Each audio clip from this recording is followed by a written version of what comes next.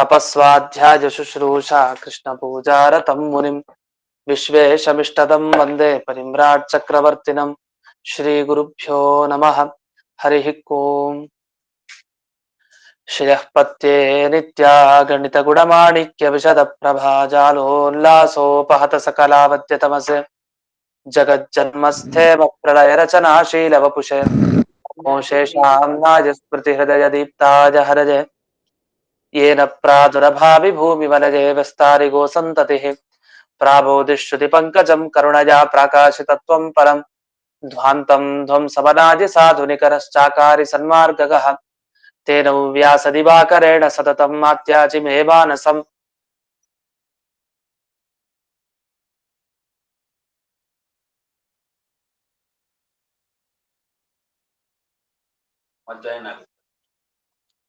व्याप्तिर्यस्य निजे निजे नमहसा पक्षे सपक्षे स्थितिः व्यावृत्तिश्च विपक्षतोऽथ विषजे शक्तिर्न वै बाधिते नैवास्ति प्रतिपक्षयुक्तिरतुलं शुद्धं प्रमाणं समे भूयात् तत्त्वविनिर्णयाय भगवान् आनन्दतीर्थो मुनिः भवति यदनुभावात्येडमूकोऽपि वाग्मी जडमतिरपि जन्तुर्जायते प्राज्ञमौलिः सकलवचनचेतो देवता भारती सा मम वचसि निधत्तां सन्निधिं मानसे च रमानिवासोचितवासभूमिः सन्न्यायरत्नावलिजन्मभूमिः वैराग्यभाग्यो मम पद्मनाभतीर्थामृताब्धिर्भवताद्विभूत्यै पदवाक्यप्रमाणज्ञान् प्रतिवादिमदच्छिदः श्रीमदक्षोभ्यतीर्थाख्यानुपतिष्ठे गुरून् मम श्रीमदानन्दतीर्थार्य सन्मनः सरसि भुवि अनुव्याख्याननलिने चञ्चरी कतिमे मनः न शब्दाब्धौ गाढाः न च निगमचर्चासु चतुराः न च न्याये प्रौढाः न च विदितवेद्या अपि वयं परं श्रीमत्पूर्णप्रमतिगुरुकारुण्यसरणिं प्रपन्नामान्या स्मः किमपि च वदन्तोऽपि महताम् ॐ नारायणं निखिलपूर्णगुणैकदेहं निर्दोषमाप्यतममप्यखिलैः सुवाक्यैः अस्योद्भवादिदमशेष विशेषतोऽपि वन्द्यं सदा प्रियतमं मम सन्नमामि कुपिता हि पणच्छाया समीकृत्या परं सुखं सेवन्ते यत्पदं धीरास्तं भजे वल्लभं श्रियः।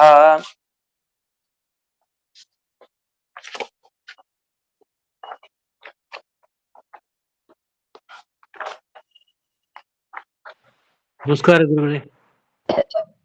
ಈಗ 135ನೇಯ ಸುಧಾಮೂಲ. ಇದರಲ್ಲಿ ಮೊದಲಿಗೆ ನೋಡೋಣ. ಸ್ಯಾದೇತತ್ ಅಸ್ಮಿನ್ ಅನ್ವಿತಾಭಿಧಾನವಾದೆ ವಿಶೇಷಾನ್ವಯ ಪ್ರತಿಪತ್ತಿ ನಿರ್ನಿಬಂಧನೈವ ಆಪದ್ಯತೆ ಸಕಲ ಪದಾನಾಂ ಸಾಮಾನ್ಯತೋ ಅನ್ವಿತಾಭಿಧಾನೆ ಸಾಮರ್ಥ್ಯಾತ್. ಆಕ್ಷೇಪ ಹೀಗಿದೆ. ಈಗ ನದಿ ತೀರೆ ಪಂಚಫಲಾನಿ ಸಂತಿ ಅಂತ ಒಬ್ಬ ವಾಕ್ಯವನ್ನ ಪ್ರಯೋಗ ಮಾಡ್ತಾರೆ. ಇದಕ್ಕೆ ಅರ್ಥ ಇಷ್ಟೇ, ನದಿ ದಡದಲ್ಲಿ ನದಿ ತೀರದಲ್ಲಿ 5 ಹಣ್ಣುಗಳಿವೆ ಅಂತ ಗೊತ್ತಾಯ್ತು. ಇದೇನಂದ್ರೆ ನಿಮ್ಮ ಸಿದ್ಧಾಂತ ವಿರೋಧ ಇದೆ, ನಿಮ್ಮ ಸಿದ್ಧಾಂತ ವಿರೋಧ ಬರುತ್ತೆ ಇಲ್ಲಿ ಅಂತ ಹೇಳ್ತಾ ಇದ್ದಾರೆ. ಅಂದ್ರೆ ನಮಗೆ ದ್ವೈತ ಸಿದ್ಧಾಂತದವರಿಗೆ. ಯಾಕೆಂದ್ರೆ ದ್ವೈತ ಸಿದ್ಧಾಂತದವರು ಏನ್ ಹೋಗ್ತಾರೆ, ಹೀಗೆ ಹೋಗ್ತಾರೆ. ಒಂದೊಂದು ಶಬ್ದ ಅದು ಕೇವಲ ತನ್ನ ಅರ್ಥವನ್ನ ಮಾತ್ರ ತಿಳಿಸುತ್ತಾ ಇಲ್ಲ, ಹೊರತು ಇನ್ನೊಂದು ವಸ್ತುವನ್ನು ತಿಳಿಸುತ್ತೆ ಅದೇ ಶಬ್ದನೇ. ಯಾಕೆಂದ್ರೆ ಈ ಒಂದು ವಸ್ತು ಹೇಳಿದ್ಮೇಲೆ ಅದು ಇನ್ನೊಂದಕ್ಕೆ ಸಂಬಂಧಪಟ್ಟದ್ದೇ ಆಗಿರ್ಬೇಕು ಅಂತ, ಆದ್ರಿಂದ ಇನ್ನೊಂದು ವಸ್ತುನು ತಿಳಿಸ್ತಾ ಇದೆ ಅಂತ. ಆದ್ರೆ ವಿಶೇಷವಾಗಿ ತಿಳಿಸಲ್ಲ, ಇನ್ನೊಂದು ವಸ್ತುವಿನ ಬಗ್ಗೆ ಸಾಮಾನ್ಯವಾಗಿ ತಿಳಿಸ್ತಾ ಇದೆ. ಈಗ ಇವನು ತುಂಬಾ ಅಂತ ಹೇಳ್ದೆ, ಇವನು ತುಂಬಾ ಅಂತ ಇಷ್ಟಕ್ಕೆ ನಿಲ್ಲಿಸ್ತೆ ಅನ್ಕೊಡಿ. ಏನಂತ ಅರ್ಥ? ತುಂಬಾ ಅಂದ್ರೆ ಅದು ಅವನು ಒಳ್ಳೆಯವನು ಅಂತಾನು ಅನ್ಕೊಬಹುದು, ಕೆಟ್ಟವನು ಅಂತಾನು ಅನ್ಕೊಬಹುದು, ಇಲ್ಲ ಪೆದ್ದ ಅನ್ಕೊಬಹುದು, ಇಲ್ಲ ಬುದ್ಧಿವಂತ ಅನ್ಕೊಬಹುದು, ಏನ್ ಬೇಕಾದ್ರೆ ಅನ್ಕೊಳ್ಬಹುದು. ಆದ್ರೆ ತುಂಬಾ ಅಂತಂದ್ರೆ ಏನೋ ಒಂದು ತಿಳಿಸ್ತಾ ಇದೆ ಆ ಶಬ್ದ. ತುಂಬಾ ಅನ್ನೋ ಒಂದು ಅರ್ಥ ಇದೆ, ಬಹಳ ಅನ್ನುವ ಅರ್ಥ ಇದೆ, ಜೊತೆಗೆ ಇನ್ನೊಂದು ಅರ್ಥವನ್ನು ತಿಳಿಸ್ತಾ ಇದೆ. ಆ ಅರ್ಥ ಯಾವುದು ಅಂತ ನಮಗ್ ಗೊತ್ತಾಗ್ಲೇ ಇಲ್ಲ ಕೊನೆಯವರೆಗೂ. ಅದಕ್ಕೆ ನಾವೇನ್ ಹೇಳ್ಬೇಕು? ಇಲ್ಲ, ಇವನು ತುಂಬಾ ಕೆಟ್ಟವನು. ಕೆಟ್ಟವನು ಅನ್ನೋ ಶಬ್ದ ಹೇಳಿದ ಕೂಡಲೇ ಗೊತ್ತಾಗೋಯ್ತು, ಓ ತುಂಬಾ ಅಂದ್ರೆ ಯಾವ ವಿಷಯದಲ್ಲಿ? ಕೆಟ್ಟತನದ ವಿಷಯದಲ್ಲಿ ತುಂಬಾ ಬಹಳತನ ಇದೆ ಅವನಲ್ಲಿ ಅಂತ ಇಷ್ಟು ಗೊತ್ತಾಯ್ತು. ಆದ್ರೆ ಈ ವಿವರಣೆ ಏನು ಕೊಡ್ತೀರಿ ಇದು ಸರಿ ಇಲ್ಲ ಅಂತ ಹೇಳ್ತಾರೆ. ಯಾಕೆಂದ್ರೆ ನಚ ಆದ್ಯಂ ಪದಂ ಸಾಮಾನ್ಯತಃ ಅನ್ವಿತಾಭಿಧಾಯಿ ಉತ್ತರಂತು ವಿಶೇಷತ ಇತಿ ವಾಚ್ಯಂ. ಯಾಕೆಂದ್ರೆ ಮೊದಲನೇ ಶಬ್ದ ಏನ್ ತಿಳಿಸ್ಕೊಡ್ತಾ ಇದೆ, ಅದು ಸಾಮಾನ್ಯವಾಗಿ ತಿಳಿಸ್ತಾ ಇದೆ. ಉದಾಹರಣೆಗೆ ಅದೇ ವಾಕ್ಯ ನದಿ ತೀರೆ ಪಂಚ ಫಲಾನಿ ಸಂತಿ, ಐದು ಶಬ್ದ ಇದೆ. ನದಿ ಅನ್ನೋ ಶಬ್ದ ಏನ್ ತಿಳಿಸ್ತಾ ಇದೆ, ನದಿ ಹಾಗೆ ಅದಕ್ಕೆ ಸಂಬಂಧಪಟ್ಟ ಇನ್ನೊಂದು ವಸ್ತು, ಅದು ಯಾವ್ದೊಂದು ಗೊತ್ತಿಲ್ಲ ನಮ್ಗೆ. ಇನ್ನು ತೀರ ಏನ್ ತಿಳಿಸ್ತಾ ಇದೆ, ತೀರ ಅಂದ್ರೆ ದಡ ಅಂತ ಅರ್ಥ. ದಡ ಹಾಗೂ ದಡಕ್ಕೆ ಸಂಬಂಧಪಟ್ಟ ಇನ್ನೊಂದು. ದಡ ಅಂದ್ರೆ ಯಾವ್ದರ ದಡ, ಸಮುದ್ರ ದಡನೋ ನದಿ ದಡನೋ ಏನಂತ ಗೊತ್ತಿಲ್ವಲ್ಲ. ಹಾಗಾಗಿ ಅದು ಸಾಮಾನ್ಯವಾಗಿ ದಡ ಮತ್ತೆ ಇನ್ನೊಂದು ವಸ್ತುವಿನ ಬಗ್ಗೆ ತಿಳಿಸ್ತಾ ಇದೆ. ಇನ್ನು ಪಂಚ, ಐದು ಅಂದ್ರೆ ಏನೈದು, ಐದು ಅಂತ ಅಂದ ಮೇಲೆ ಏನೋ ಒಂದು ಐದು ಇರತ್ತೆ, ಅದು ಯಾವ್ದೋ ಒಂದು ವಸ್ತು ತಿಳಿಸ್ತಾ ಇದೆ. ಅದು ಬಟ್ ಐದು ಯಾವ್ದು ಅಂತ ನಮಗೆ ಗೊತ್ತಿಲ್ಲ ನಮಗೆ ವಿಶೇಷವಾಗಿ ಇದು. ಇನ್ನು ಫಲ, ಹಣ್ಣು ಅಂತ, ಹಣ್ಣುಗಳು ಅಂದ್ರೆ ಎಷ್ಟು ಹಣ್ಣು ಅದು ಗೊತ್ತಿಲ್ಲ, ಅದು ಸಾಮಾನ್ಯವಾಗಿ ಹಣ್ಣುಗಳು ಏನೋ ಒಂದು ಸಂಖ್ಯೆಯಲ್ಲಿ ಇದೆ, ಅದು ಆ ಸಂಖ್ಯೆಯನ್ನು ತಿಳಿಸ್ತಾ ಇದೆ, ಬಟ್ ಎಷ್ಟು ಅಂತ ಸರಿಯಾಗಿ ಗೊತ್ತಿಲ್ಲ ನಿಖರವಾಗಿ. ಇರೋ ಸಂತಿ, ಇವೆ ಅಂತ ಅರ್ಥ. ಸಂತಿ ಅನ್ನೋದಕ್ಕೆ ಇವೆ ಅಂದ್ರೆ ಏನೋ ಒಂದಿದೆ. ಹಾಗಾದ್ರೆ ಪ್ರತಿ ಶಬ್ದನೂ ಕೂಡ ತನ್ನ ಅರ್ಥವನ್ನ ಹೇಳ್ಬೇಕಾದ್ರೆ ಏನೋ ಒಂದು ಇನ್ನೊಂದರ ಸಂಬಂಧವನ್ನ ತಿಳಿಸ್ತಾನೆ ಇರುತ್ತೆ. ಆದ್ರೆ ಇನ್ನೊಂದು ವಸ್ತು ಯಾವುದು ಅಂತ ಸರಿಯಾಗಿ ತಿಳಿಸಲ್ಲ. ಅದು ಇನ್ನೊಂದು ವಸ್ತುವಿನ ಸಂಬಂಧ ಹೇಳುತ್ತೆ ಹೊರತು ಅದು ಯಾವ ವಸ್ತು, ಇದೇನಾ ಅದೇನಾ ಅಂತ ವಿಶೇಷವಾಗಿ ತಿಳಿಸಲ್ಲ. ಹಾಗಾದ್ರೆ ಇಲ್ಲಿವರೆಗೆ ಏನಾಯ್ತು, ನದಿ ತೀರೆ ಪಂಚ ಫಲಾನಿ ಸಂತಿ, ಪ್ರತಿಯೊಂದು ಶಬ್ದ ಏನ್ ತಿಳಿಸ್ತು, ಸಾಮಾನ್ಯವಾಗಿ ಇನ್ನೊಂದು ವಸ್ತು ಇದೆ ಅಂತ ತಿಳಿಸ್ತು ಅಷ್ಟೇ ಹೊರತು ವಿಶೇಷವಾಗಿ ನದಿ ದಡದಲ್ಲಿ 5 ಹಣ್ಣುಗಳಿವೆ ಅಂತ ಒಂದ್ ಶಬ್ದನೂ ಹೇಳಿಲ್ಲ ಸರಿಯಾಗಿ. ಯಾಕೆ ಒಂದೊಂದ್ ಶಬ್ದಕ್ಕೂ ಅರ್ಥ ಏನು, ಸಾಮಾನ್ಯ ಅಷ್ಟೇ ಅರ್ಥ ಅಂತ ಇದೊಂದು ಆಕ್ಷೇಪ ಮಾಡ್ತಾರೆ. ಹಾಗಾದ್ರೆ ಮೊದಲನೇದು ನದಿ ಅನ್ನೋ ಪದ ಏನ್ ತಿಳಿಸ್ತಾ ಇದೆ, ನದಿ ಹಾಗೆ ಇನ್ನೊಂದು ಸಾಮಾನ್ಯವಾದದ್ದು, ಅದು ನದಿ ದಡ ಅಂತ ಏನ್ ತಿಳಿಸ್ತಾ ಇಲ್ಲ, ಅಥವಾ ದಡ ಅನ್ನೋದು ನದಿಯ ದಡ ಅಂತಾನೂ ತಿಳಿಸ್ತಾ ಇಲ್ಲ. ಯಾಕೆ ನಿಮ್ಮ ಪ್ರಕಾರನೇ, ನಿಮ್ಮ ಸಿದ್ಧಾಂತದ ರೀತ್ಯ ಪ್ರತಿ ಶಬ್ದ ತನ್ನ ಅರ್ಥವನ್ನ ತಿಳಿಸಿ ಇನ್ನೊಂದು ಅರ್ಥವನ್ನ ವಿಶೇಷವಾಗಿ ತಿಳಿಸಲ್ಲ, ಅದು ಇಂಥದ್ದೇ ಅಂತ ನಿಶ್ಚಯ ಮಾಡಿ ಹೇಳಲ್ಲ, ಸಾಮಾನ್ಯವಾಗಿ ತಿಳಿಸ್ತಾ ಇರುತ್ತೆ ಅಷ್ಟೇ. ಆದ್ರೆ ಇದಕ್ಕೊಂದು ವ್ಯವಸ್ಥೆ ಮಾಡ್ತಾರೆ. ಹಾಗಲ್ಲ, ಸಾಮಾನ್ಯವಾಗಿ ಒಂದು ಅರ್ಥವನ್ನ ತಿಳಿಸುತ್ತೆ ಅಂತ ಆದ್ರೆ ಅದು ಯಾವ ಶಬ್ದ, ಯಾಕಂದ್ರೆ ಒಂದು ವಾಕ್ಯದಲ್ಲಿ ಒಂದೇ ಶಬ್ದ ನಾವೇನ್ ಬಳಸಲ್ಲ, 4, 5, 6, 10, 20 ಎಷ್ಟು ಬೇಕಾದ್ರೂ ಬಳಸ್ಬೋದು. ಅದ್ರಲ್ಲಿ ಮೊದಲನೇ ಪದ ಇದೆಯಲ್ಲ, ಮೊದಲನೇ ಪದ, ಆ ಪದ ಮಾತ್ರ ತನ್ನ ಅರ್ಥ ಮತ್ತೆ ತನ್ನ ಅರ್ಥಕ್ಕೆ ಸಂಬಂಧಪಟ್ಟ ಇನ್ನೊಂದು ಅರ್ಥ ತಿಳಿಸತ್ತಷ್ಟೇ. ಇದು ಮಿಕ್ಕಿದೆಲ್ಲ ಶಬ್ದ ಇರುತ್ತಲ್ಲ ಅದೆಲ್ಲ ವಿಶೇಷವಾಗಿ ತಿಳಿಸೋದು. ಅಂದ್ರೆ ನದಿ ತೀರೆ ಪಂಚಫಲಾನಿ ಸಂತಿ, ಇದೇ ವಾಕ್ಯ ತಗೊಳ್ಳೋಣ. ಅದೇನಂದ್ರೆ ಒಂದೊಂದು ವಾಕ್ಯ ಸರಿಯಾಗಿ ನಮಗೆ ಅರ್ಥ ಆಗ್ಬಿಟ್ರೆ ಎಲ್ಲರೂ ಇದೇ ತರ ಇರುತ್ತೆ ಶಾಸ್ತ್ರದಲ್ಲಿ. ನದಿ ಅನ್ನೋ ಶಬ್ದ ತಗೊಳ್ಳೋಣ, ನದಿ ತೀರೆ ಪಂಚಫಲಾನಿ ಸಂತಿ, ಮೊದಲನೇ ಪದ ಯಾವುದು ಈ ವಾಕ್ಯದಲ್ಲಿ, ನದಿ ಅನ್ನೋ ಪದ. ಅದು ತೀರ ಅಂತ ಒಂದೇ ಅಂತ ಇಟ್ಕೊಂಡು ನದಿ ತೀರ ಅನ್ನೋದೊಂದು ಪದ. ಈ ನದಿ ತೀರ ಅನ್ನೋದಕ್ಕೆ ಏನರ್ಥ, ನದಿಯ ದಡದಲ್ಲಿ ಅಂತ ಅರ್ಥ. ಇದು ಸಾಮಾನ್ಯವಾಗಿ ಅರ್ಥ. ಇದು ಜೊತೆಗೆ ಇನ್ನೊಂದು ಅರ್ಥ ಏನು, ನದಿ ತೀರದಲ್ಲಿ ಏನೋ ಇದೆ ಅಂತ ಗೊತ್ತಾಯ್ತು, ಯಾವ್ದೋ ಇನ್ನೊಂದು ವಸ್ತುವಿನ ಸಂಬಂಧ ನದಿ ತೀರಕ್ಕಿದೆ, ಅದು ಯಾವುದು ಅಂತ ಗೊತ್ತಿಲ್ಲ ಇಷ್ಟೇ. ಅದಕ್ಕೆ ವಿಶೇಷವನ್ನು ತಿಳಿಸ್ಲಿಕ್ಕೆ ಏನ್ ಮಾಡ್ತೇವೆ, ಇನ್ನೊಂದು ಪದ, ಪ್ರತಿಯೊಂದು ಪದ, ಪಂಚ ಫಲ ಸಂತಿ ಇವೆಲ್ಲ ಹೇಳ್ತೀವಿ.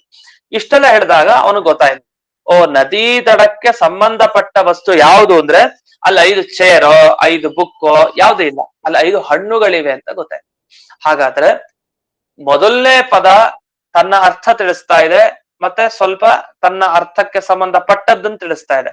ಆದ್ರೆ ಬಟ್ ಯಾವುದು ಅಂತ ಸರಿಯಾಗಿ ಗೊತ್ತಿಲ್ಲ ನಮ್ಗೆ. ಅದರ ಮುಂದಿನ ಶಬ್ದಗಳೆಲ್ಲ ಏನ್ ಮಾಡುತ್ತೆ ಅಂದ್ರೆ ವಿಶೇಷತಃ, ವಿಶೇಷವಾಗಿ ಇಂಥದ್ದೇ ಅಂತ ತೀರ್ಮಾನ ಮಾಡಿ ನಮಗೆ ಕೊಡ್ತಾ ಇದೆ.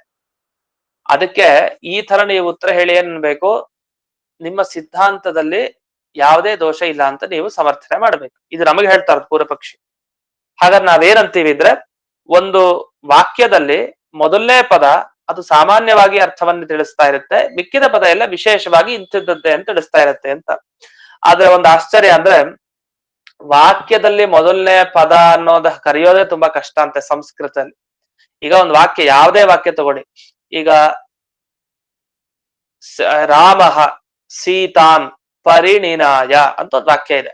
ರಾಮಃ ಸೀತಾಂ ಪರಿಣಿನಾಯ, ಇದೊಂದು ಲೌಕಿಕ ವಾಕ್ಯ. ಇದಕ್ಕೇನ್ ಅರ್ಥ, ರಾಮ ಇದಾನಲ್ಲ, ರಾಮ ಸೀತೆಯನ್ನ ಮದುವೆಯಾದ ಅಂತ ಅರ್ಥ ಇದಕ್ಕೆ. ಇಷ್ಟೇ ವಾಕ್ಯಕ್ಕೆ, ರಾಮಃ ಸೀತಾಂ ಪರಿಣಿನಾಯ. ಪರಿಣಿನಾಯ ಅಂದ್ರೆ ಪಾಣಿಗ್ರಹಣ, ಕೈ ಹಿಡ್ದ ಅಂತ ಅಭಿಪ್ರಾಯ, ಅಂದ್ರೆ ವಿವಾಹ ಮಾಡಿಕೊಂಡ ಅಂತ ಅರ್ಥ. ಈ ರಾಮ ಸೀತೆಯನ್ನ ವಿವಾಹ ಮಾಡಿಕೊಂಡ ಅಂತ ಏನ್ ಬಂತಲ್ಲ, ವಿವಾಹ ಮಾಡಿಕೊಂಡದ್ದು ಹೊಸಗೆ ಹಿಂದೆ ನಡೆದ ಘಟನೆ, ಅದನ್ನ ಪರಿಣಿನಾಯ ಅಂತ ಹೇಳಿದ್ದಾರೆ. ಇಲ್ಲಿ ರಾಮ ಅವತ್ತಿನ ದಿವಸ ಸೀತೆ ಕೈ ಹಿಡ್ದ, ಇದು ಆ ವಾಕ್ಯದ ಅರ್ಥ. ಇನ್ನೇನ್ ಮಾಡ್ಬೋದು ಅಂದ್ರೆ ಮೊದಲನೇ ಪದ ಯಾವ್ದು ಅಂತ ಪ್ರಶ್ನೆ ಮಾಡಿದಾಗ ಏನ್ ಹೇಳ್ತಾರೆ ಎಲ್ರು? ನೀವು ಈಗ ತಾನೇ ಹೇಳದಲ್ಲ ರಾಮಃ ಮೊದಲು ಹೇಳಿದ್ರಿ, ಅದು ಮೊದಲನೇ ಪದ. ಅದು ಮಧ್ಯದ ಪದ ಯಾವುದು? ಸೀತಾಂ ಮಧ್ಯದ ಪದ. ಪರಿಣಿನಾಯ ಕೊನೆ ಪದ ಯಾವುದು? ಪರಿಣಿನಾಯ ಪಾಣಿಗ್ರಹಣ ಮಾಡ್ದ, ಮದುವೆ ಆದ. ಇಷ್ಟ ಆಯ್ತು. ಹಾಗಾದ್ರೆ ಮೊದಲನೇ ಪದ ಗೊತ್ತಾಯ್ತು, ಮಧ್ಯ ಪದ ಗೊತ್ತಾಯ್ತು, ಕೊನೆ ಪದ ಗೊತ್ತಾಯ್ತು. ವಾಸ್ತವಿಕ ಹೀಗಿಲ್ಲ, ಶಾಸ್ತ್ರದಲ್ಲಿ ಅದು ಸಂಸ್ಕೃತದಲ್ಲಿ ಹೇಗೆ ಬೇಕಾದ್ರೂ ವಾಕ್ಯ ಬಳಸ್ಬೋದು. ರಾಮಃ ಸೀತಾಂ ಪರಿಣಿನಾಯ, ರಾಮನು ಸೀತೆಯನ್ನು ಮದುವೆಯಾದ, ಸೀತೆಯು ರಾಮನನ್ನು ಮದುವೆಯಾದಳು. ಹಾಗೆ ಮದುವೆಯಾಯಿತು ಸೀತೆಗೂ ರಾಮನಿಗೂ. ಹೇಗ್ ಬೇಕಾದ್ರೂ ಆ ಶಬ್ದಗಳನ್ನ ಆಚೆ ಈಚೆ ಬಳಸ್ಬೋದು. ರಾಮಃ ಸೀತಾಂ ಪರಿಣಿನಾಯ ಅಂದಾಗ ಮೊದಲನೇ ಪದ ಯಾವುದು? ರಾಮಪದ. ಅದೇ ಸೀತಾಂ ರಾಮಃ ಪರಿಣಿನಾಯ ವ್ಯತ್ಯಾಸನೂ ಮಾಡ್ಲಿಲ್ಲ, ನಾ ಅರ್ಥದಲ್ಲಿ ವ್ಯತ್ಯಾಸ ಹೇಳಿದಾಗ್ಲೆ ವಾಕ್ಯನೂ ಹಾಗೆ ಇದೆ, ಅದೇ ಶಬ್ದ ಆಚೆ ಈಚೆ ಮಾಡೋದು. ಇದೊಂದು ಸೀತಾಂ ರಾಮಃ ಪರಿಣಿನಾಯ.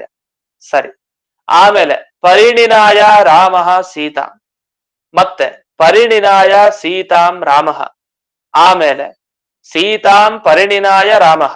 ಹೀಗೆ ಒಂದೇ ಒಂದು ವಾಕ್ಯನ ಅಲ್ಲಿರೋ 3 ಪದನೇ ಆಚೆ ಈಚೆ ಮಾಡಿ ಮಾಡಿ ಮಾಡಿ ಹಾಕಿದ್ರೆ ಮೊದಲನೇ ಪದ ಯಾವುದು ಅಂತ ಪ್ರಶ್ನೆ ಕೇಳಿದ್ರೆ ಏನ್ ಹೇಳ್ಬೇಕು ಅವ್ನು ಮುಂದೆ ಕೂತಿರೋನು? ಎಲ್ಲಾನು ಮೊದಲನೇ ಪದ ಆಗೋಯ್ತು. ಒಂದ್ಸಲಿ ಈ ವಾಕ್ಯ ಹೇಳಿದಾಗ ಇದು ಮೊದಲನೇ ಪದ, ಇನ್ನೊಂದ್ ವಾಕ್ಯ ಹೇಳಿದಾಗ ಇನ್ನೊಂದ್ ಮೊದಲನೇ ಪದ, ಇನ್ನೊಂದ್ಸಲಿ ಅದು ಮೊದಲನೇ ಪದ. ಹಾಗಾದ್ರೆ 1 2 3 ಅಂತಿರ್ಲಿ, ಎಲ್ಲಾ 1 2 3 ಎಲ್ಲಾ ಪದಗಳು ಒಂದ್ಸರಿ 1, ಎಲ್ಲಾ ಪದಗಳು ಒಂದ್ಸಲಿ 2, ಎಲ್ಲಾ ಪದಗಳು ಒಂದ್ಸರಿ 3. ಹಾಗಾದ್ರೆ ವ್ಯತ್ಯಾಸ ಇಲ್ಲ, ಅವ್ಯವಸ್ಥೆ ಆಯ್ತು. ಅದನ್ನೇ ಇಲ್ಲಿ ಹೇಳ್ತಾರೆ, ಆದ್ಯತ್ವಾದೇಹ ಅವ್ಯವಸ್ಥಿತತ್ವ. ಇವ್ರು ಮೊದಲನೇ ಅವನು ಅಂತ ಹೇಳೋದೇ ಕಷ್ಟ, ಇದು ಮೊದಲನೇದು ಅಂತ. ಈಗ ದಿವಸ ಊಟಕ್ಕೆ ಒಬ್ಬೊಬ್ರು ಒಂದೊಂದ್ಸಲಿ ಬರ್ತಾರೆ. ಒಬ್ಬ ಮೊದಲು ಕೊಡ್ತಾನೆ, ಮಾರನೇ ದಿವಸ ಇನ್ನೊಬ್ಬ ಕೊಡ್ತಾನೆ, ಮಾರನೇ ದಿವಸ ಇನ್ನೊಬ್ಬ ಕೊಡ್ತಾನೆ. ಇವ್ರು ಏನಂದ್ರೆ ದಿವಸ ಒಬ್ನೇ ಕೂಡೋದು ಮೊದಲನೇ ಎಲೆಯಲ್ಲಿ ಅಂತಿಲ್ಲ. ಮೊದಲು ಯಾರು ಬರ್ತಾನೋ ಅವ್ನು ಮೊದಲನೇ ಎಲೆಯಲ್ಲಿ ಕೊಡ್ತಾನೆ, ನಂತರ ಬಂದು 2ನೇ ಎಲೆಯಲ್ಲಿ ಕೊಡ್ತಾನೆ. ಹೀಗೆ ಹೋಗ್ತಾ ಹೋಗುತ್ತೆ. ಹಾಗಂತ 2ನೇ ಕೂತವ್ನು ಮೊದಲನೇ ಕೂಡಬಾರ್ದು ಅಂತಿಲ್ಲ, ಹಾಗೆ ಅದು ನಡೀತಾ ಇರುತ್ತೆ ಕ್ರಮ. ಹಾಗಾದ್ರೆ ಆದ್ಯತ್ವ ಇದೇ ಮೊದಲು, ಇದಕ್ಕೆ ಮೊದಲು ನಾವು ಆದ್ಯತೆ ಕೊಡ್ತೀವಿ ಅಂತ ಹೇಳ್ಬೇಡಿ. ಎಲ್ಲಾ ಪದಗಳು ಕೂಡ ಮೊದಲನೇ ಪದ. ಹಾಗಾದ್ರೆ ಎಲ್ಲಾ ಪದಗಳು ಕೂಡ ಸಾಮಾನ್ಯವಾಗಿ ಏನ್ ಹೇಳ್ಬೇಕು? ಅರ್ಥವನ್ನು ತಿಳಿಸ್ಬೇಕು. ವಿಶೇಷವಾಗಿ ಯಾವ ಪದನೂ ತಿಳಿಸ್ಲಿಕ್ಕೆ ಆಗಲ್ಲ. ಯಾಕೆ? ನಿಮ್ಮ ಸಿದ್ಧಾಂತದ ಪ್ರಕಾರ ಏನು? ಮೊದಲನೇ ಪದ ಮಾತ್ರ ಸಾಮಾನ್ಯವಾಗಿ ಅರ್ಥ ತಿಳಿಸೋದು, ವಿಶೇಷವಾಗಿ ಅರ್ಥ ತಿಳಿಸಲ್ಲ ಅಂತ. ಮೊದಲನೇ ಪದ ಅಂದ್ರೆ ಎಲ್ಲವೂ ಮೊದಲನೇ ಪದನೇ, ಅದು ಕೊನೆಗಿರ್ಲಿ, ಮಧ್ಯಕ್ಕಿರ್ಲಿ, ಮೊದಲಿರ್ಲಿ ಅಂತೂ ಎಲ್ಲವೂ ಮೊದಲನೇ ಪದಗಳೇ ಆಗ್ಬಿಡುತ್ತೆ ಯಾವುದೋ ಒಂದು ವಾಕ್ಯದಲ್ಲಿ. ಆದ್ರಿಂದ ನೀವ್ ಹೇಳೋ ವಿಷಯ ಸರಿ ಇಲ್ಲ ಅಂತ ಹೇಳಿ. ಅಷ್ಟೇ ಅಲ್ಲ, ನೀವು ವೇದ ತೆಗೆದು ನೋಡಿದ್ರಿ, ಅದು ನಮ್ಮ ಮೇಲೆ ಆಕ್ಷೇಪ ಮಾಡೋದು. ವೇದ ತೆಗೆದು ನೋಡಿ, ಸತ್ಯಂ ಜ್ಞಾನಂ ಅನಂತಂ ಬ್ರಹ್ಮ ಅಂತ ಎಲ್ಲಿ ಕೇಳ್ತಾ ಇದೆ? ವೇದದಲ್ಲಿರೋ ಬ್ರಹ್ಮ ಪದ ಎಲ್ಲಿ ಕೇಳ್ತಾ ಇದೆ? ಸತ್ಯಂ ಮೊದಲನೇದು, ಜ್ಞಾನಂ ಅನಂತಂ ಬ್ರಹ್ಮ ಕೊನೆಯದು ಬ್ರಹ್ಮ ಅನ್ನೋ ಪದ. ಈ ಕೊನೆಗೆ ಬರುವಂತಹ ಬ್ರಹ್ಮ ಪದ ಮೊದಲಿಗಿದೆಯಾ? ಇಲ್ಲ, ಕೊನೆಗಿದೆ. ಆದ್ರೆ ಅದೇ ಬ್ರಹ್ಮ ಪದ ನೋಡಿ, ಬ್ರಹ್ಮ ಪುರಸ್ತಾತ್ ಬ್ರಹ್ಮ ದಕ್ಷಿಣತಃ ಅಂತ ಒಂದು ವೇದವಾಕ್ಯ ಇದೆ. ಈ ವೇದವಾಕ್ಯದಲ್ಲಿ ಮೊದಲಿಗೆ ಬಂದ್ಬಿಡುತ್ತೆ ಬ್ರಹ್ಮ ಅನ್ನೋ ಶಬ್ದ. ಹೀಗೆ ಮತ್ತೆ ಬ್ರಹ್ಮಾರ್ಪಣಂ ಬ್ರಹ್ಮ ಹವಿಹಿ ಅಂತ ಭಗವದ್ಗೀತೆಯಲ್ಲೂ ಬರುತ್ತೆ, ಬ್ರಹ್ಮ ಮೊದಲನೇದ್ ಬಂತು. ಹಾಗಾದ್ರೆ ಒಂದೇ ಬ್ರಹ್ಮ ಶಬ್ದ ಒಂದ್ ವಾಕ್ಯದಲ್ಲಿ ಕೊನೆಗೆ, ಇನ್ನೊಂದು ವಾಕ್ಯದಲ್ಲಿ ಮಧ್ಯಕ್ಕೆ, ಇನ್ನೊಂದು ವಾಕ್ಯದಲ್ಲಿ ಮೊದಲಿಗೆ, ಹೀಗೆ ಅವ್ಯವಸ್ಥೆ. ಯಾವ್ದಾರ ಶಬ್ದ ಅದು ಬರ್ಬೋದು ಮತ್ತೆ. ಹಾಗಾಗಿ ಪ್ರತಿ ಶಬ್ದಗಳು ನಿಮ್ಮ ಪ್ರಕಾರ ಸಾಮಾನ್ಯವಾಗಿ ಅರ್ಥವನ್ನ ಹೇಳಬೇಕು. ಆದ್ರಿಂದ ನೀವು ಎಲ್ಲಾ ಪದಗಳು ಕೂಡ ಹೇಳೋದು ಹೀಗೆ ಅಂತಾನೆ ಹೇಳಿ. ಏನಂತ?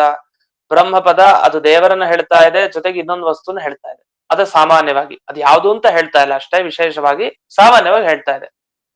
ಮತ್ತೆ ಮಡಿಕೆ, ಘಟ ಅನ್ನೋ ಶಬ್ದ ಮಡಿಕೆ ಅನ್ನೋ ಅರ್ಥ ಹೇಳ್ತಾ ಇದೆ, ಮಡಿಕೆಯ ಜೊತೆಗೆ ಇನ್ನೊಂದನ್ನು ಹೇಳ್ತಾ ಇದೆ. ಯಾಕೆ? ಮಡಿಕೆಯನ್ನ ತಗೊಂಬ ಅಂತನೋ, ಮಡಿಕೆಯನ್ನು ನೋಡು ಅಂತ ಅರ್ಥನೋ, ಮಡಿಕೆಯನ್ನು ಪುಡಿ ಮಾಡು ಅಂತ ಅರ್ಥನೋ ಏನ್ ಗೊತ್ತಿಲ್ವಲ್ಲ. ಸಾಮಾನ್ಯವಾಗಿ ಮಡಿಕೆ ಅಂತ ಕೂಡಲೇ ಇನ್ನೊಂದು ವಸ್ತು ಗೊತ್ತಾಗತ್ತೆ, ಅದೇನೊಂದು ಗೊತ್ತಿಲ್ಲ, ಅದು ಪುಡಿ ಮಾಡೋದೋ ನೋಡೋದೋ ಏನು ಗೊತ್ತಿಲ್ಲ ಅಂತ ಒಂದು ಗೊತ್ತಾಗತ್ತೆ ಅಂತ ಅರ್ಥ. ಹೀಗೆ ಯಾವುದೇ ಒಂದು ಶಬ್ದ ತಗೊಂಡ್ರು ಅದಕ್ಕೆ ಇನ್ನೊಂದು ವಸ್ತುವಿನ ಸಂಬಂಧ ಇರ್ಲೇಬೇಕು. ಇದು ಪ್ರತಿ ಪದಗಳಿಗೂ ಕಾಮನ್ ನಿಯಮ. ಇಷ್ಟನ್ನು ನಾವು ಮನಸ್ಸಿನಲ್ಲಿ ಇಟ್ಕೊಳ್ಬೇಕು. ಮೊದಲಿಗೆ ಇಷ್ಟು ವಿಚಾರ ತಲೆಯಾಗಿದ್ರೆ ಆಗ ನಮಗೆ ಮುಂದಿನ ವಿಚಾರಗಳು ಅರ್ಥ ಹೋಗ್ತಾ ಹೋಗುತ್ತೆ. ಇಲ್ಲಿ ನೋಡಿ, ಈಗ ಪರಿಮಳ ಟಿಪ್ಪಣಿಗೆ ಬರೋಣ. ಇಷ್ಟು ವಿಷಯ ತಲೆಯಲ್ಲಿ ಇಟ್ಕೊಂಡಿರೋಣ. ಈಗ ಪರಿಮಳ ಟಿಪ್ಪಣಿಯಲ್ಲಿ 2ನೇ ಸಾಲಿನಲ್ಲಿ ಇದೆ, ಬ್ರಹ್ಮ ಪದ ಎಲ್ಲೆಲ್ಲಿ ಬಂದಿದೆ, ಯಾವ ವೇದ ವಾಕ್ಯಗಳಲ್ಲಿ ಬಂದಿದೆ. ಆಗ್ಲೇ ನಾನು ಹೇಳಿದೆ, ಅದು ಪರಿಮಳದಲ್ಲಿ ಇರೋ ವಿಷಯನೇ. ಆ ಪರಿಮಳದಲ್ಲಿ ಹೇಳಿರುವಂತಹ ವಿಷಯವನ್ನೇ ನಾವಿಲ್ಲಿ ಹೇಳಿದ್ದಷ್ಟೇ. ಬ್ರಹ್ಮ ಪುರಸ್ತಾತ್ ಬ್ರಹ್ಮ ದಕ್ಷಿಣತಃ.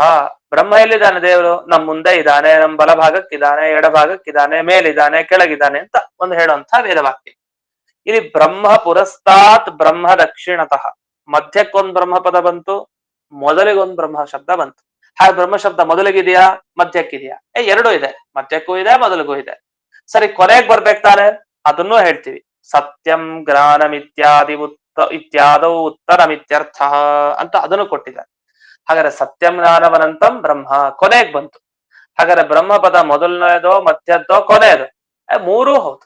ಹಾಗೆ ಪ್ರತಿ ಪದಗಳು ಕೂಡ ವಾಕ್ಯದಲ್ಲಿರೋದು ಯಾವ್ದಾರೊಂದು ವಾಕ್ಯದಲ್ಲಿ ಮೊದಲನೆಯದು, ಯಾವ್ದಾರೊಂದು ವಾಕ್ಯದಲ್ಲಿ ಎರಡನೇದು, ಯಾವ್ದಾರೊಂದು ವಾಕ್ಯದಲ್ಲಿ ಮೂರನೇದು, ಹೀಗೆ ಹಾಗೇ ಇರುತ್ತೆ. ಆದ್ರಿಂದ ಆ ಪಂಕ್ತಿಯಲ್ಲಿ ಒಂದೊಂದು ವಾಕ್ಯದಲ್ಲಿ ಇದು ಮೊದಲು ಅದು ಮೊದಲು ಅಂತ ತೀರ್ಮಾನ ಮಾಡ್ಲಿಕ್ಕೆ ಹೋಗ್ಬೇಡಿ.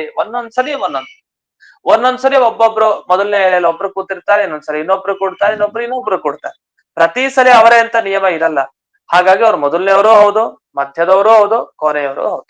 ಈಗ ನಾವು ಲೋಕದಲ್ಲಿ ನಾವು ನೋಡ್ತಾ ಇರ್ತೀವಿ, ಅದೇ ತರ ಇದೆ. ಇಷ್ಟಾಗಿ ಮುಂದೆ ಅನುವ್ಯಾಖ್ಯಾನ ಶ್ಲೋಕವನ್ನ ಪ್ರಾರಂಭ ಮಾಡ್ತಾರೆ. ಹಾಗಾದ್ರೆ ಏನ್ ಪ್ರಶ್ನೆ ಇದುವರೆಗೂ ಅಂದ್ರೆ, ದ್ವೈತ ಸಿದ್ಧಾಂತದ ಮೇಲೆ ಈ ಪ್ರಶ್ನೆ ಇದೆ. ಪ್ರತಿ ಶಬ್ದ ಸಾಮಾನ್ಯವಾಗಿಯೇ ಎಲ್ಲ ಅರ್ಥವನ್ನು ತಿಳಿಸೋದಿದ್ರೆ ವಿಶೇಷವಾದ ಅರ್ಥ ಯಾವಾಗ ಗೊತ್ತಾಗೋದು? ನದಿ ಶಬ್ದ ನದಿ ಬಗ್ಗೆ ಹೇಳ್ತಾ ಇದೆ ಅಷ್ಟೇ ಹೊರತು ಬೇರೆ ತೀರ ಅನ್ನೋದ್ರ ಬಗ್ಗೆ ಹೇಳಲಿಲ್ಲ. ಬೇರೆ ವಸ್ತು ಇದೆ, ನದಿಗೆ ಸಂಬಂಧಪಟ್ಟಿದ್ದಿದೆ ಅಷ್ಟೇ, ಅದು ಯಾವ್ದು ಗೊತ್ತಿಲ್ಲ. ತೀರ ಅನ್ನೋ ಶಬ್ದ ಏನ್ ಮಾಡ್ತು? ದಡ ಅನ್ನೋ ಅರ್ಥ ಹೇಳ್ತು, ಅದೇ ದಡಕ್ಕೆ ಸಂಬಂಧಪಟ್ಟಿದ್ದಿದೆ. ಅದು ಯಾವ ದಡ? ನದಿಯ ದಡ. ಅದು ನಮಗೆ ಸ್ಪಷ್ಟವಾಗಿ ಯಾವದರ ದಡ ಅಂತ ಹೇಳಲಿಲ್ಲ, ಯಾವುದರ ದಡ ಅಂತ. ಸಾಮಾನ್ಯವಾಗಿ ಒಂದು ವಸ್ತುವಿನ ಅದು ದಡ, ತೀರ ಅಷ್ಟೇ. ಹಾಗಾದ್ರೆ ಅದು ಸಾಮಾನ್ಯವಾಗಿ ಹೇಳ್ತು, ನಮ್ಗಿನ್ನೂ ಕೂಡ ಪ್ರಶ್ನೆ ಪರಿಹಾರ ಆಗ್ಲಿಲ್ಲ, ಆಕ್ಷೇಪ ಪರಿಹಾರ ಆಗ್ಲಿಲ್ಲ. ಇನ್ನು ಪಂಚ 5 ಅಂತ ಹೇಳಿದ್ವಿ. 5 ಅಂದ್ರೆ ಯಾವ್ದೋ ಒಂದು 5, ಅದು ಹಣ್ಣಿಗೆ ಸಂಬಂಧಪಟ್ಟಿದ್ದೋ, ತರಕಾರಿ 5 ಆಗ್ಬೋದು, ಇನ್ನೇನೋ 5 ಆಗ್ಬೋದು, ದ್ರಾಕ್ಷಿ 5 ಆಗ್ಬೋದು, ಏನ್ ಬೇಕಾರಾಗ್ಬೋದು. ಆದ್ರೆ 5 ಅನ್ನೋ ಸಂಖ್ಯೆ ಸಂಬಂಧಪಟ್ಟಿದ್ದಿದೆ, ಅದು ಯಾವುದು ಗೊತ್ತಿಲ್ಲ. ಅದಕ್ಕೆ ಫಲ, ಹಣ್ಣು. ಫಲ ಅನ್ನೋ ಶಬ್ದನೂ ಕೂಡ ಅದು ಹಣ್ಣು ಹೇಳ್ತಾ ಇದೆ. ಹಣ್ಣು ಸಂಬಂಧಪಟ್ಟದೆಷ್ಟು? 3, 4, 10, 15, 20 ಗೊತ್ತಿಲ್ಲ, ಅದೊಂದೇನೋ ಸಂಖ್ಯೆ ಹೇಳ್ತಾ ಇದೆ. ಹಾಗಾದ್ರೆ ಪ್ರತಿ ಒಂದು ಶಬ್ದ ವಾಕ್ಯದಲ್ಲಿರೋದು ತನ್ನ ಅರ್ಥವನ್ನ ಹೇಳಿ ಜೊತೆಗೆ ಇನ್ನೊಂದನ್ನ ತಿಳಿಸ್ತಾ ಇದೆ, ಅದ್ರ ಸ್ಪಷ್ಟವಾಗಿ ತಿಳಿಸಲ್ಲ. ಇಷ್ಟು ನಮಗ್ ಗೊತ್ತು. ಹಾಗಾದ್ರೆ ಯಾವಾಗ್ಲೂ ಹೀಗೆ ಆದ್ರೆ ನಮಗೆ ನದಿ ದಡದಲ್ಲಿ 5 ಹಣ್ಣುಗಳಿವೆ ಅಂತ ಹೆಂಗ್ ಅರ್ಥ ಆಗೋದು?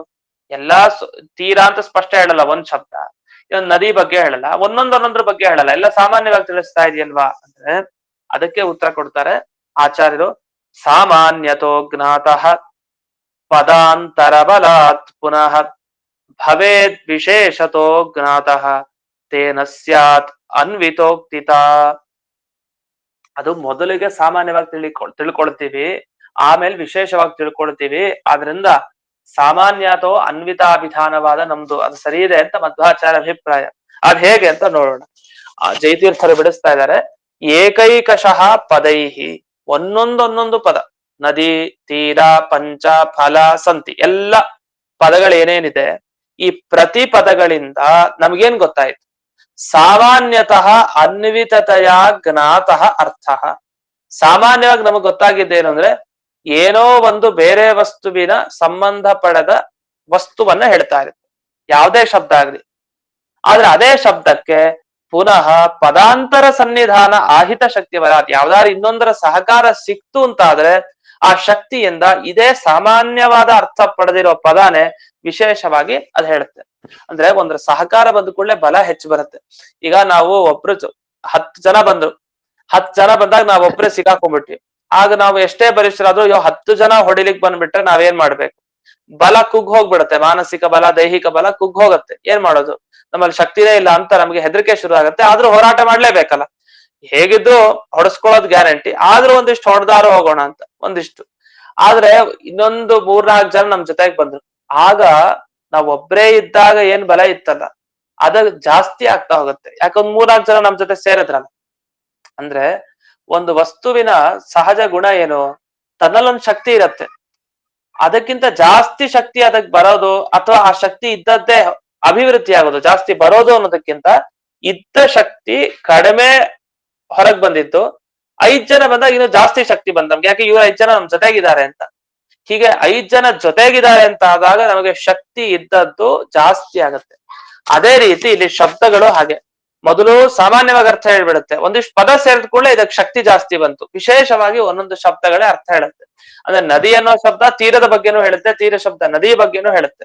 ಯಾವಾಗ ಆ ತೀರ, ನದಿ ಪ್ರತಿಯೊಂದು ಶಬ್ದಗಳನ್ನ ಬಳಸಿದಾಗ ಅಂತ ಈ ರೀತಿ ಒಂದೊಂದು ಪದ ಸೇರ್ಕೊಂಡಾಗ್ಲೂ ಕೂಡ ವಿಶೇಷವಾದ ಅರ್ಥ ತಿಳಿತಾ ಇದೆ. ಹಾಗಾಗಿ ನಾವು ಹೇಳಿದ ವಾದ ಅದು ಸರಿಯಾಗಿದೆ ಅಂತ ಇಲ್ಲಿಗೆ ಹೇಳಿ ನಿಲ್ಲಿಸ್ತಾರೆ. ನಾವು ಹೇಳಿದ ವಾದ ಅಂದ್ರೆ ಸಾಮಾನ್ಯವಾಗಿ ಪದಗಳು ಅರ್ಥವನ್ನ ತಿಳಿಸುವಂತ ಇನ್ನೊಂದು ಅರ್ಥವನ್ನೇ ತಿಳಿಸು, ಎರಡು ವಸ್ತು ತಿಳಿಸ್ತಾ ಇರುತ್ತೆ, ಒಂದು ವಿಶೇಷ ಒಂದು ಸಾಮಾನ್ಯ.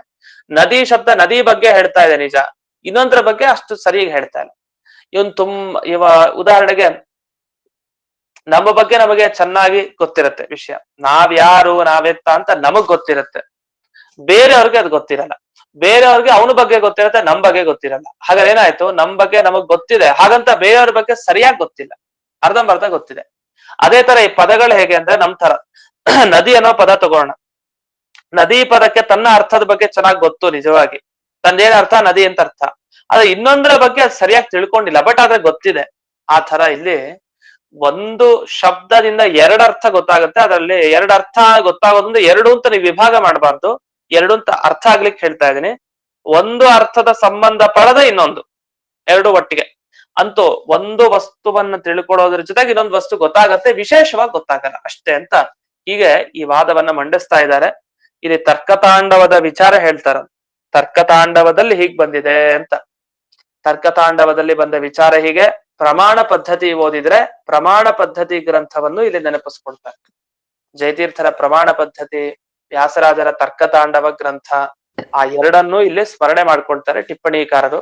ಅದೇನ್ ವಿಷಯ ಅನ್ನೋದನ್ನ ಮತ್ತೆ ನಾಳೆ ದಿವಸ ನೋಡೋಣ ಅಂತ ಹೇಳ್ತಾ ಇಂದಿನ ಪಾಠವನ್ನ ಸ್ವಂತ ಗುರುವಂತರ್ಗತ ವ್ಯಾಸತೀರ್ಥ ಗುರುವಂತರ್ಗತ ಭಾರತೀ ರಮಣ ಮುಖ್ಯ ಪ್ರಾಣಾಂತರ್ಗತ ಶ್ರೀಮನ್ಮೂಲ ಗೋಪಾಲಕೃಷ್ಣನಿಗೆ ಅರ್ಪಣೆ ಮಾಡ್ತೀನಿ. ನಮಸ್ಕಾರ. ನಮಸ್ಕಾರ ಆಚಾರ್ಯ. ನಮಸ್ಕಾರ ಗುರುಗಳೇ. ನಮಸ್ಕಾರ ಗುರುಗಳೇ. ನಮಸ್ಕಾರ ಗುರುಗಳೇ. ನಮಸ್ಕಾರ ಆಚಾರ್ಯರೇ.